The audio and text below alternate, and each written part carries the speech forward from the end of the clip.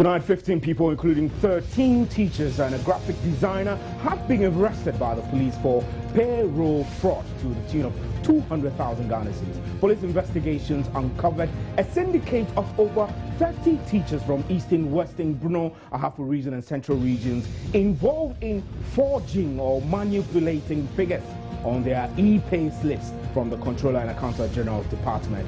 They then presented hard copies of these forged pay slips to the Teachers Fund to access various loans which they do not qualify for. So how vulnerable is the system to enable these fraudsters crack it? Is the government payroll system secured enough to detect fraudulent manipulations? My name is Stephen Enti here in Accra, and this is today's big story.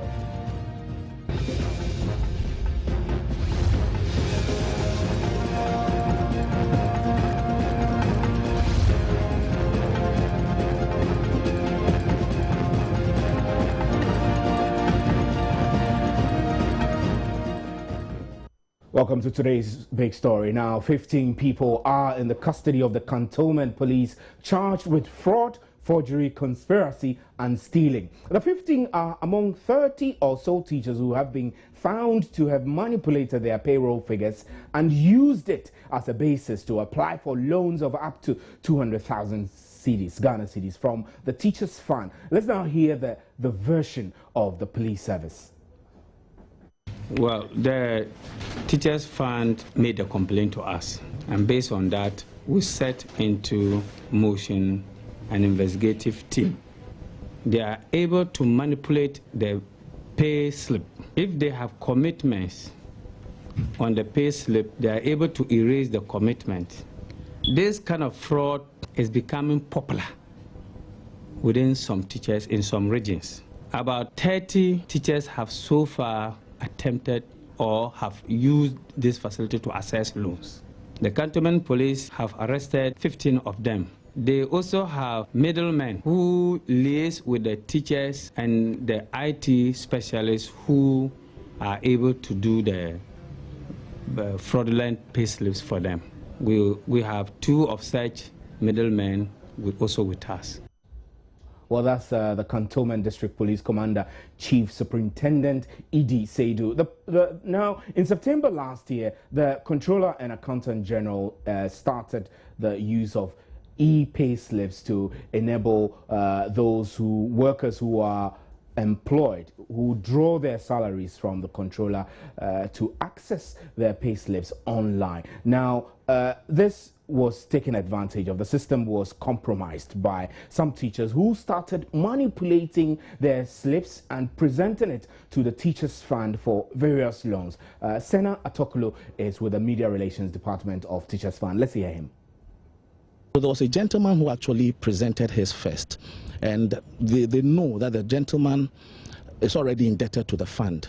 But when he submitted his payment slip, all those things were not on the slip. So he caught the eye of the credit department. So they decided to be very vigilant. Then they noticed that subsequently a lot of these things were coming. Then they said no, they needed to set up more. So that's how they detected it, and then they started scrutinizing more than what they used to do in the past. And then they noticed that this was what was happening.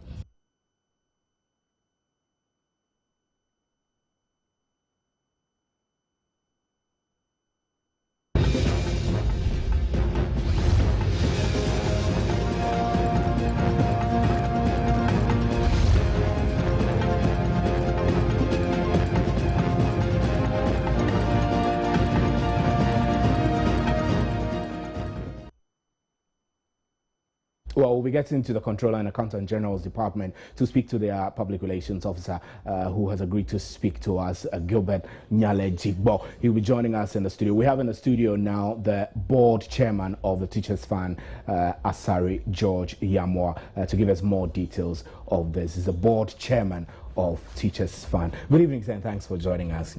Good evening. I find it very strange that the Teachers Fund is mainly there to do what for teachers?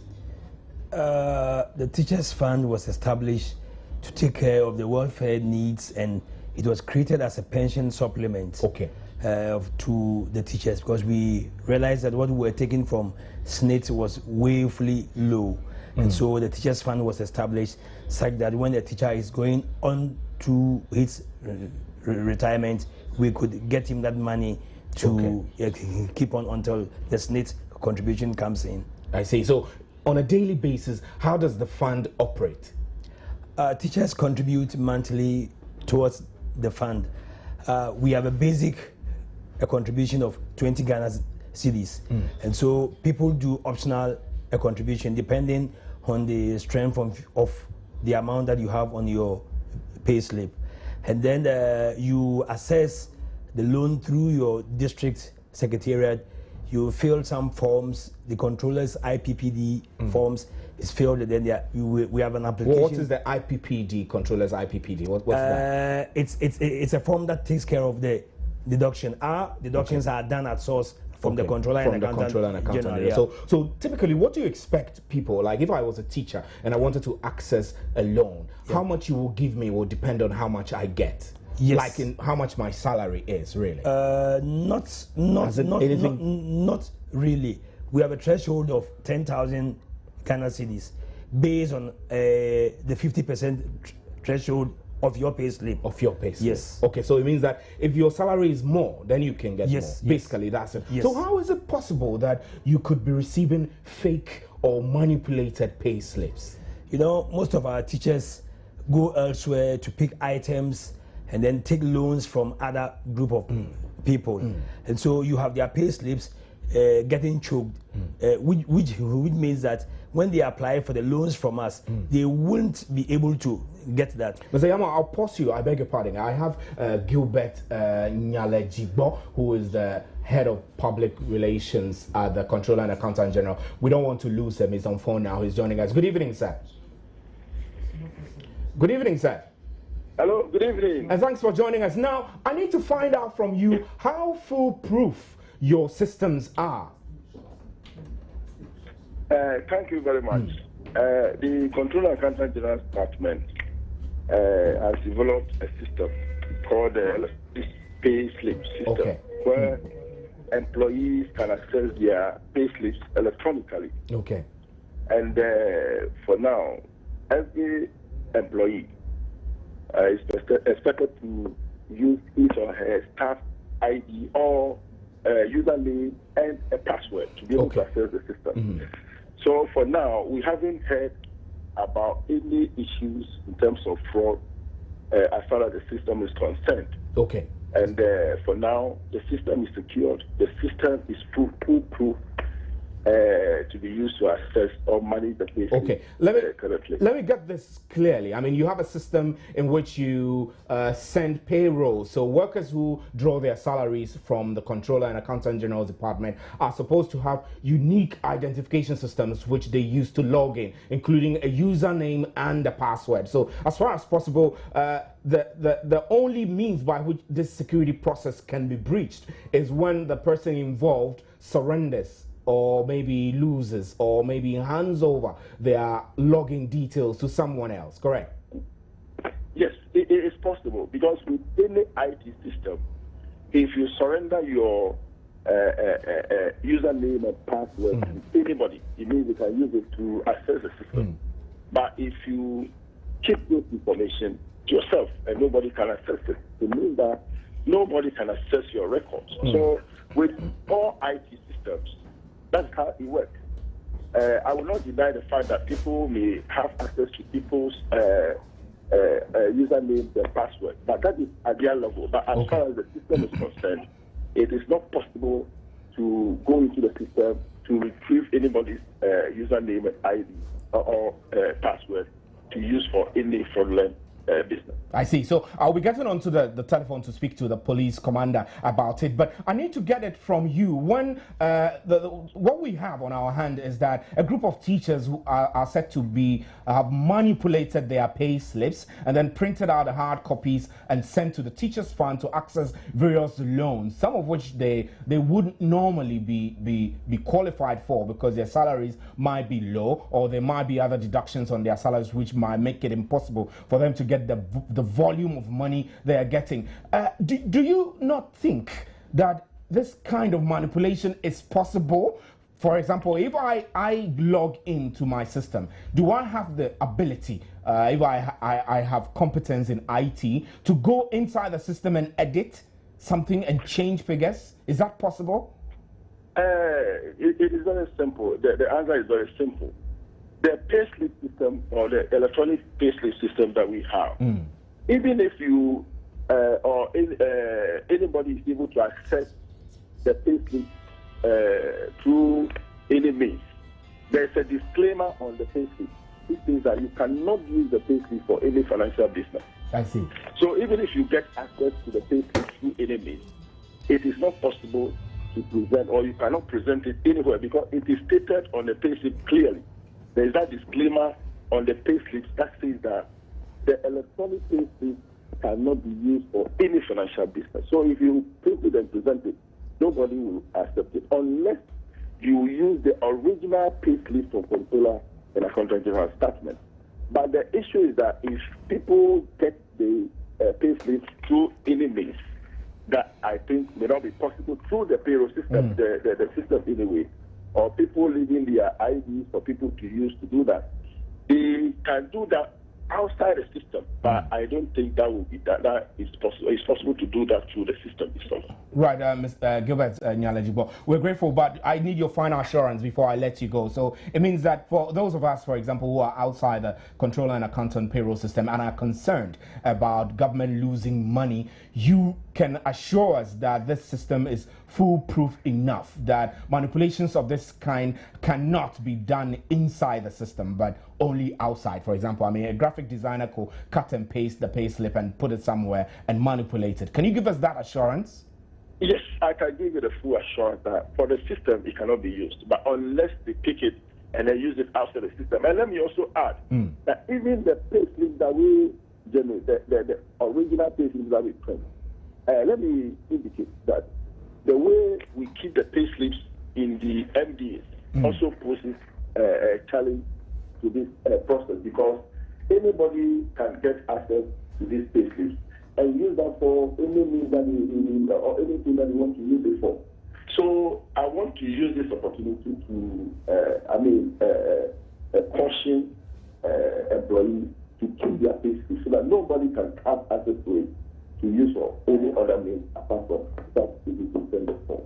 Right, thank you very much. Gilbert Nyalejibo is the head of public relations at the Controller and Accountant General Department. So let's get back to the studio. Mr. Yamo, I'm sorry I interrupted you earlier when you were speaking, but I need to get a clear understanding of how you detected this fraud, and then from there on, what you did to ensure that if there were any loans that had already been processed and perhaps are in the process of being paid to the fraudulent recipients, you could stop that. We have an IT department that is very strong and capable. At every point in time, when people apply for the loans, it goes through the audit department, and then they will in turn invite the IT department to scrutinize pay slip after pay slip. And so it was in one of these duties that they realized that the characters on the pay slips were a bit different, and we have other means of checking them. Are you able to tell us which those means are? Because of security reasons, okay, we may not be able to tell you, but our IT department is up and doing, and whatever changes that you do on your payslip, we will be able to detect that. So I know that the police told us that they identified or uncovered about 30 from the various regions, Eastern, Western, Central, Bunahafo regions, and possibly Greater Accra regions. Are there more to it than just 30? Perhaps maybe police has uncovered 30. Have you uncovered more? For now, I cannot pin a hand on any more than the 30, but we are still going through our system, and any one we lay hands on will just cause the arrest too. All right, so let's take it this way. These people are arrested. Does it stop the fraud from continuing? I need to find out what mechanisms you've put in place to ensure that such fraudulent claims do not come to you in the first place. there cannot be a foolproof as to whether it would continue or not. But we hope that the arrest of these 30 would be a deterrent to the others who really have intentions. Because as I speak to you now, there are some of the teachers who are on the run, and the law will catch up with them. And so with this news going out, anyone who has such intentions would be very careful. We are also aware of the fact that once this ploy has been detected, the IT guys elsewhere would now take a different means to bring up something else. But that's when our IT department will also come up with some new arrangements also to get them. To curtail them. Okay. Right, let's get onto the telephone line now and talk to Cantonment District Police Commander Chief Superintendent Edie Seidu. Good evening, sir, and thanks for joining us. Good evening. So these Thanks for having me. That's great. Thank you very much. Now, these arrests, what led to them in the first place, and what other discoveries have your unit unveiled? Yes. First and foremost, a complaint came from the Teachers Fund. Okay. About the activities of some of their members. So we set into motion an investigative team. And during the course of our investigation, we realized that apart from the teachers, there were also some middlemen who facilitate getting this manipulated e-pay slip for them to access the loan. I see. So these middlemen you speak of, what exactly did they do? I mean, you are charging these 15 you have arrested, 15 or 16, you might correct me. These people you have arrested, you are charging them for fraud, forgery, conspiracy, and stealing. The middlemen, what are they charged with? They, apart from the stealing, they are also charged with the rest of the offenses. Okay. Okay, and what role did they play in this? I mean, I want specifics. I want you to tell us maybe they manipulated the pay slip, maybe they were responsible for redesigning it. I want specific of what exactly these middlemen did to fall in the hands of the law. They are like they liaise with the graphic designer or the IT guys who are able to manipulate the pay slip. They liaise between them and then the teachers who want the loan. Yes. Right. So when in some places they go around and get those who want the loan, and they tell them that they are capable of helping them to secure higher loans from the teachers fund, which they would not ordinarily would have been entitled to. Okay. Because of already commitments on their pay slip. Okay. All right. So are you able to tell us where exactly you picked these people? Were they all picked up in Accra or in the other regions, as you've stated? You have told us that you've uncovered 30 or so teachers involved in this fraud across the country from Eastern, Central, Western, Bono Ahafo region. The 15 or 16 you picked up, where did you pick them from? Yes, I can tell you specifically we picked people from Sohom in Asamankese in the Eastern region. I see. Then in Akko also in the Eastern region. Then in Central region we picked some people from Asimfosu area. Then Western region, we also went to Western region and we picked some people from Takoradi, we picked some people from the Ahanta area. I see. So this is a national operation which you coordinated from Cantonment. Let me get back to the studio. Mr. Yamo, the police commander is telling us the various places they pick these people. Does it mean that you lodge different complaints at the various units, or perhaps you're coordinating your effort from Accra Central based on the revelations you picked up? We first lodged the first complaint at the police headquarters, and then it was at this point that they did the coordination for us at the various regions. Okay. Yes. All right. Now, are you worried that a fund set up for teachers for the benefit of everyone, I mean, some individuals or groups will scheme to defraud the fund to this extent? You as a board chair should be worried. Are you? Yes, of course, I am worried. I am worried. But with this first arrest, at least my fears now has been allayed a bit. But I'm still. How have the fears been allayed? Because it's not a proof or an indication that this will not continue. You don't have any evidence that it won't continue. I think when this first batch of people are prosecuted, that will send the signals down there that the fund is really in for business. Because for me, my business is to protect the fund and then make sure every teacher gets what he has contributed before he leaves the fund. I took over from Mr. Oforeji, then he did a marvelous work. And I would not want my term as a board chairman to see the fund go down. So I will do all in my capacity to fight such misgrants. Right, we're trying to get onto the phone to speak to Senator Klo, who directly worked. You don't directly work at the Teachers Fund, you're just a board chair. Your role is to make us know what you're doing to make sure that administrative processes are arrested. But are you able to tell whether this was through the connivance of some of the staff of the Teachers Fund? Because this could be an inside job, really. That for now, I cannot say for a fact. But I think investigations would reveal as to whether we have some insiders who are involved in this. And when we get there, we'll cross the bridge. Right, let's get that to, let's put that question to the Chief Superintendent of the Cantonment District Police Command. Sir, if you're there, Mr.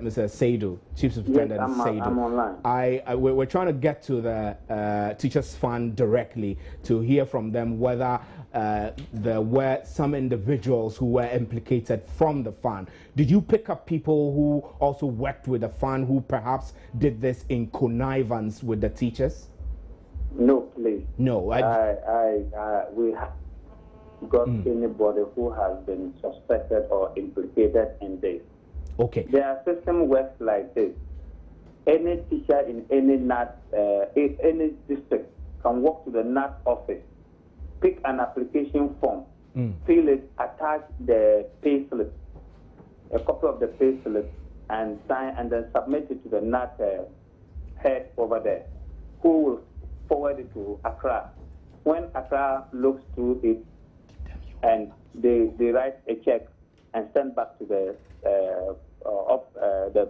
NAT district there for the officer or the teacher to come and pick it up. So until when they send the schedule of deductions to controller, and some people, they realize that the deductions on their pay slips all right, but the money was not coming into the fund. So they became suspicious. What is going on? What is going on? And then they begin to probe more. Then they realize the people have tampered with the payslip. They tampered with the payslip that they net. And it is at that point that they reported to us. And then we went into the investigation, picking up the people. So far, nobody from the head office has been implicated. Right. Thank you very much, Chief. It's been done by the teachers at their local level. At their local level. All right. Thank you very much, Chief Superintendent. Yeah, but we do not close the door to investigation. We are still investigating. If we should get information that somebody in there has facilitated or done one way or the other in order to let somebody have undue advantage, we will certainly go for the person. That's right. Okay. Yes. Thank you very much, Chief Superintendent E.D. Seidu. We're grateful. Chief Superintendent E.D. Seidu is the District Police Commander for Cantonment. Mr. Yamoa, we've heard a lot from the police. Moving on, what is the plan at your level, at the board level, to one, protect the fund, and also to ensure that teachers who qualify have fair access rather than fraudulent access? I must say at this point in time that I think I'll give my thumbs up to management for the good work that they have been doing, and especially the IT and audit department. This goes to buttress the point that management is up and doing. And I think that the board will meet in the nearest future to see what we can do, possibly to empower management to uncover more of these things. And I think that we are just in the process of getting a stronger software that can just as inputting your name into the system, we can detect how much amount that you have on your payslip. On your payslip, right. And so, Mr. Yamo, we're very grateful for your time on today's big story. Mr. Yamo is the board chair for the Teachers Fund. Let's get onto the telephone line now and speak to Senator Toklo, who is with the Media Relations Department of the Teachers Fund. Senator, good evening and thanks for joining us. Good evening, Steve. I know we spoke to you, we caught up with you earlier at the police news conference to have a chat with you, but I need to get clarity. This cannot happen without people inside conniving. Is that what the case is? Is that what you suspect? Initially, we also thought so. You know, this. Let me reiterate one point and then we can continue with it. Right, that's fine. The fund did not lose a CD out of this operation. Right, so the clarity is that the 200,000 didn't go from the fund. It was detected that this would have been lost. Exactly, because what happened was that when the first gentleman brought his pay slip and we detected it, what we did was to, start the process of baiting him to come. Right. Then we noticed that week after week, people were bringing in pay slip loan applications, which had these forged pay slips. Right. So virtually all of them, we baited them to come along. So we'll call them and say, your check is ready, come for it. Your check is ready, come for it. I see. So that was the point where we then started effecting the arrest. Right. So telling the police that these are the things that are happening. Right. Senator, I'm worried that when we spoke to the Controller and Accountant General, they told us that there is a disclaimer on the payslip which says that you cannot use this payslip for any financial transaction. How come that in 2014, this year actually, March this year, the Teachers Fund began to accept the hard copy of this payslip? I mean, is this... I need to get clarity on this, that if there is a disclaimer that you can't use this for any financial transaction, how come the Teachers Fund accept it as a basis to qualify people to get loans? Now, what happens is that we have a kind of relationship with the Controller and Accountant General Department. So whatever payslip that someone brings in for loan application in the first place, there is a verification process that we go through. Okay. So that alone it gives you an assurance that, look, we have a system in place that checks and cross-checks before we give. So even when we detected this, you know what the credit and the audit unit of the Teachers Fund, for instance, went back all the way to January to just find out whether anyone had slipped through the system. Right. And they did that and did a meticulous audit of every loan application that came, and we found out that no one went through the system. So the first one that we detected, that was what we used as the bait for the others. Right. And so for us, our assurance is that once we have made this public, the others would definitely have to learn lessons and desist. Right, Senator Toklo, we are grateful for your time on today's big story. Senator Toklo is with the Media Relations Department of the Teachers Fund. My name is Stephen Enti, and this is where we draw the curtains for today's big story. We'll be right back with an interactive segment. Stay with us.